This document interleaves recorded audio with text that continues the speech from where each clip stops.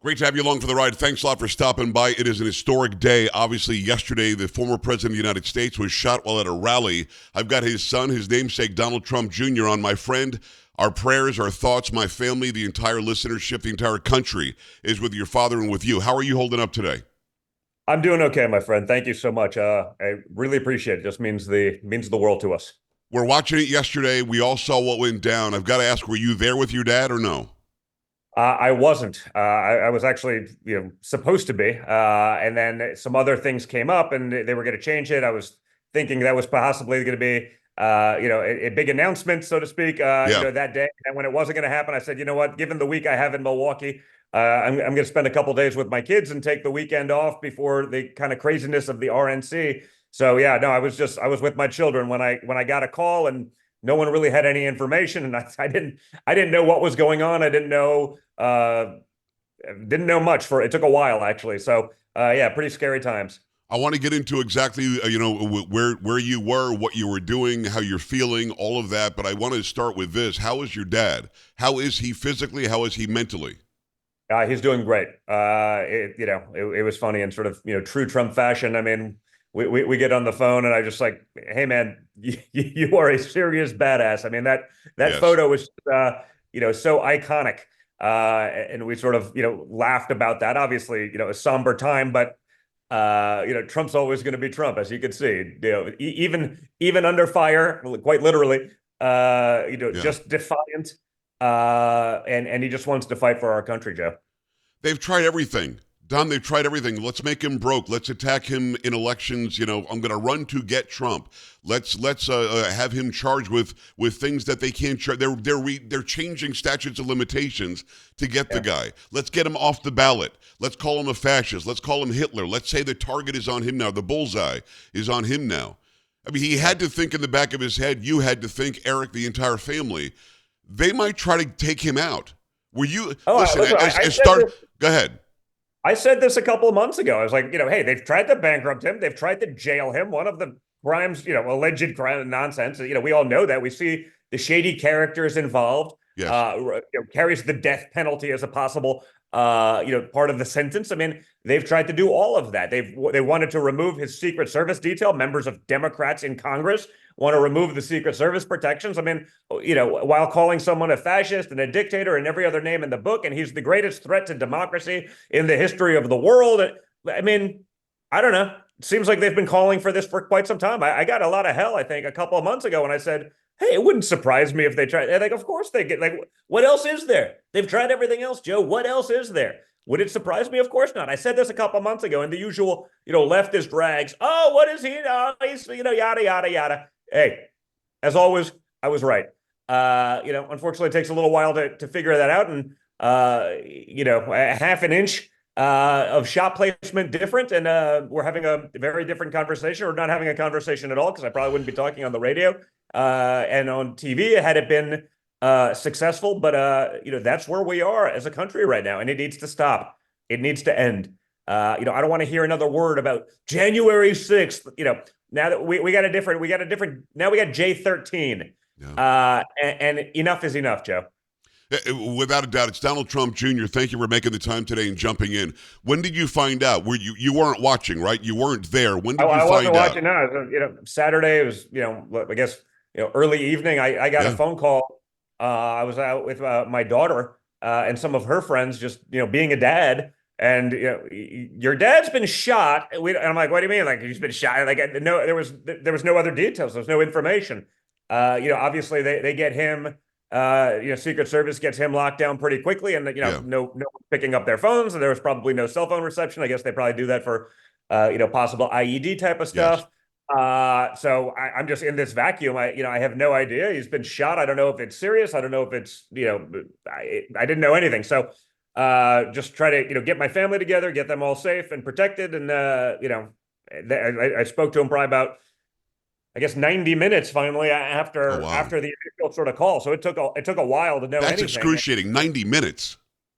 Yeah, I mean, honestly, it was weird. It was the adrenaline during that time. I was actually pretty calm and collected then. It was really later on that evening. You sit down and you start reading it on social, and you're seeing the pictures, and then it's like that's when it actually sort of it hit me harder and sort of became a lot more real. In the moment, it was actually strangely normal. In watching it go down, and I'm sure you've seen the video now, and I'm sure you talked to your dad. And by the way, it's Donald Trump Jr. For those listening, those watching, you know who I'm talking with. He's the host of Triggered on Rumble. It's an incredible show. He's an incredible guy.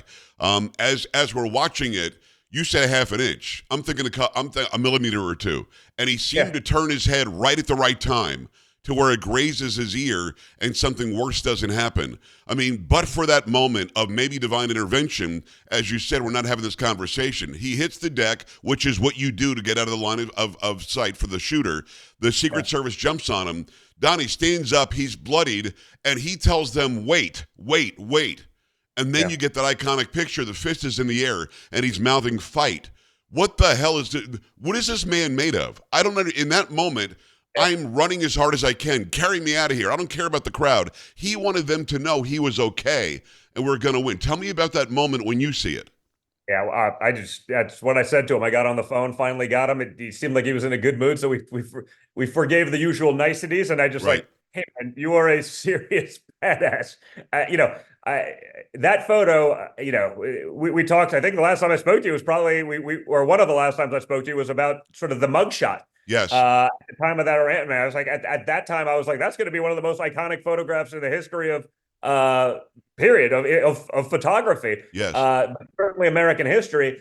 I think that photo from yesterday is going to make the mugshot look like my toddlers drew it with crayon. I was scrolling through Instagram for 3 hours. It's the only picture I couldn't find another picture out there, and it just speaks to the guy's character. In the midst of all of that, everyone thinks they're a badass until something actually happens to them, right? And then then you find out everyone's a badass on the internet, Joe. You know that too, right? Absolutely. That's a whole different level of badass. When you get shot and you stand up, you're defiant. And honestly, that's what our country needs right now. It's that mentality that pushes through the deals that will get peace back to our world, that can fix our economy, that can stop our enemies from taking advantage of us. It's that. Like, we need that. And guess what? Joe Biden doesn't have that. Kamala Harris doesn't have that. Right. I don't know. I don't know any Democrats that have that. There's probably a couple Republicans. It is that we need to get our country back in order. Our mutual friend Dan Bongino, former Secret Service agent, tweeted out yesterday very, very definitively that the campaign asked for more Secret Service and was denied. Can you fill my audience in on, did that go on? What about this head of the Secret Service? What about Mayorkas, who's the head of the DHS, where the Secret Service is? There were catastrophic failures yesterday, obviously done. Can you tell my audience, is that a fact that the campaign said we need more detail and it was denied? I believe it is. I actually spoke to Dan last night. He's a good friend of mine, and he's a former Secret Service guy. So, he has a lot of connections there. I have a lot of connections at the Secret Service because I had a detail for 4 years, and, I have lifelong friendships with a lot of those guys. I know that's always been the case. I know, they've asked for more. And by the way, Joe, I guess the other component of this is now, he's also been the presumptive nominee for quite some time. So it's not like, when you become the nominee, you get more, but this thing's been over for quite some time. And so I don't know. I'll defer to Dan on that. But if Dan's saying it, he's not, there are plenty of pundits that probably have opinions that are pulling out of air just for clicks and likes. Dan understands that world. He lived in that world.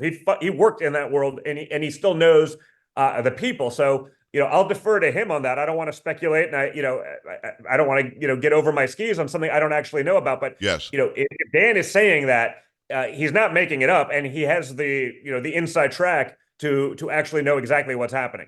Yeah, and hopefully you're going to get this person who's the head of the Secret Service in front of committees immediately. She should be out of a job, and that's got to be fixed. I'm with you. We defer to Dan on that. I'm not going to mention the shooter's name. I'm not going to give him posthumously the fame that he wants. He was a piece of garbage, obviously. You got a 20-year-old skinny kid, allegedly from the FBI, who's got a rifle, who gets on a rooftop in range of your father. Don, I'm confused about how this can happen when I would think, and maybe I'm naive, that they would have secured the entire area, make sure he's safe in an open air area, and you don't have this kind of threat happen. What's the thought process there from you as a son, from you as a family member, and also somebody who wants to get his father reelected, which we need in this country, when you hear that somebody had that kind of access? Yeah. I don't want to get ahead of some of the stuff. I want to get more of the information. I Okay. see the stuff, on TV. But as a competitive shooter and someone who's shot with a lot of these guys, it is odd to me. I got to figure this out. And again, I'm not trying to be conspiratorial, but I know what these guys do. I've been sort of involved peripherally with the Secret Service for 8 years. You've Yes. seen them with my father's detail throughout. I had a detail myself for 4 years.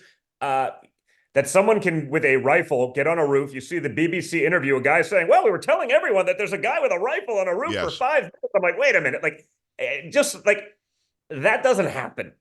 Inside of 250 yards, or I've heard even inside 150 yards. I don't know the exact distance, but Yeah.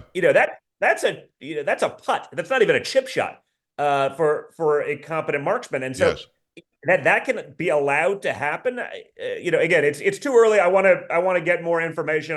I'm sure plenty of people are out there saying those things, and maybe they're right. But I don't want to do that for the sort of the clicks and likes until I really know what happens. But I understand what that protection footprint looks like for him, even as a former president, but certainly as a presumptive nominee, and that it does have to strike you as a little bit odd, right?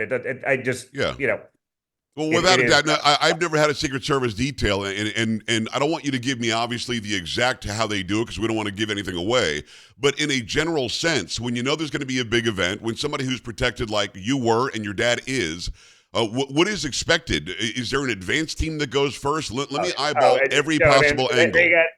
They have advanced teams. They sweep things. There's magnetometers. There's this. They have, the big thing, obviously, the sniper, took out the guy, in the end. But, those guys get in there way in advance. They understand the positions. They set up accordingly. They get, sort of the pick of the litter in terms of setups to cover these things. And that's why, if someone was, doing this from a mile out, I'd say, okay, maybe that can happen. Right. But, inside of 200 yards, 250 yards, seems odd again. Right. But I just don't want to be that guy that's speculating. I'm sure plenty of people are doing that on the internet right now. It's understood. If I find out the details and that's the case, I'll be really loud about it because But I don't want to get ahead of the facts. Yeah, again, this is speculation. Some have said it's within 130 meters where the guy was, so it's about 130 yards, something like that. It's Donald Trump Jr. Yards, basically. Yeah, something like that. It's Donald Trump Jr., the namesake of President Donald Trump. Tell me about his resolve, because when I interviewed him at the White House, first of all, he mentioned you and Eric immediately. You're friends with my sons, right? And we sat down and talked for a good 10, 11 minutes. His resolve then was, this is 2017. I'm like, why would you do this? You've got golden toilets. Why are you even giving up this life? And he said, because I love the country. He's the only president in modern times that lost wealth by being the president of the United States. Clearly, this is not about him. This is about what he wants for the country, for you, for your kids, for Eric's kids, for his other grandkids. He's doing this for all of us. Where's his resolve today? Is there any question about him staying in the race and doing what he plans on doing in November? Now, kind of a dumb question, right? I was like, I'm not even sure I need to answer that, Joe. But now, listen, if his resolve was at 100%, day before yesterday, it's now at 10,000%. He's never going to stop, and we've said that. Hey, they're not after him; they're after you. He's just in the way, and that holds true. I mean, he knows he could have stopped this stuff in 2020, bowed out, said, "Hey." Been left alone. They've tried to bankrupt them, and we're the first person in the history of the world to get fined $500 million for paying back loans on time with interest. It's right. That's where we are. You mentioned before the statute of limitations. You have states, obviously blue states, but they changed their laws for 1 year to be able to go after and persecute someone that they couldn't otherwise do, and then it reverts back to normal once they literally attack their political enemies that way. So they've tried everything to stop him. And listen. You saw the reaction yourself, Joe. He ain't stopping. There's literally nothing that will stop him. It's Eric. I'm sorry. It's Donald Trump Jr. Donald Trump Sr. Of Eric's course, just his Paul dad. Albino. Yeah, it's a Yeah, little yeah, different. exactly right. He's the guy who's 6'5" and whatever. We talk to Eric a lot as well. Have you talked to Eric? Have you talked to Ivanka? Have you talked to all your sisters, your brothers? Is the family all one unit? You guys always are anyway, and you're one of the strongest and most famous families on the planet. Yet you're some of the most American people, if that makes sense, that we've ever seen. You just love this country through and through. How is everybody? Is everybody okay? Everyone's doing well. Yeah, Eric was the first person I was able to speak to. We were sort of all kind of trying to get through to my father. Again, that was probably locked down for a little while, and Yeah. we're hearing from assistants, and it's like we think he's okay, but we don't know because we're also locked out. I spoke to Ivanka next, so we got that all covered. Obviously, I have young kids, right? So trying to explain that to young kids what Yeah. just happened, that he's okay, and those are interesting conversations, and I don't wish those conversations brought on anyone, frankly, but no, everyone's doing okay, and everyone's still 100% on board.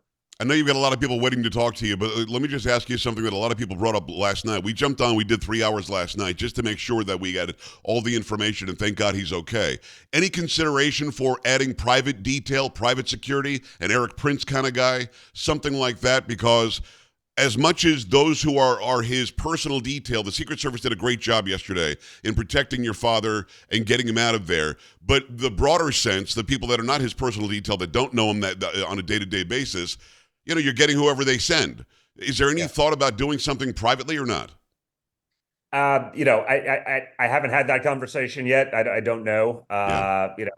There's with all of these things, right, that comes at a cost of being able to live. I had a Secret Service detail. They're wonderful guys. I was told I was one of the most probably the most requested Secret Service detail in the country because I did cool stuff.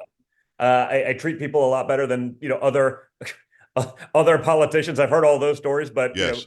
I'll be honorable enough to not go into them. And so it was great, but it's also the kind of thing, it's a regimented thing, and they have a program. And for me, I don't know what I'm doing in 5 minutes, let alone in 2 weeks. Right. So playing with other people's schedules, it gets rough, right? I don't want to. It's their job to accommodate, but I'm not the guy to say, well, we're driving to my cabin 3 hours away, and sorry that you have a shift change in 15 minutes, but we're going it. So everything just really comes at a cost of just being able to live the life that you want to live. And I'm sort of a private guy, and I like to do that. And so I haven't thought about it for myself. I figured I'm just gonna take care of myself.